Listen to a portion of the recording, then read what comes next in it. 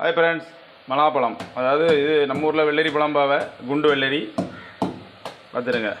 இந்த வெள்ளரி பழம் 2 வாங்கிட்டு தான் 1 அறுத்து ஜூஸ் போட போகிறோம். வெயில் டைமுக்கு ஜூஸ் சூப்பராக இருக்கும். நம்ம இப்போ ஜூஸ் போடலாம். எப்படின்னு போடலாம், மிக்சியே அடிக்கலாம். நம்ம ஒரு கத்தியை போட்டு விட்டுதான் பீஸா எப்படி பொடிசாகிட்டு இருக்குங்க. மிக்சியில் நம்ம இப்போ அடைக்கணும்னு தேவையில்லை. இப்படியே நல்லா பழுத்த பண்ணால் வந்துடும்.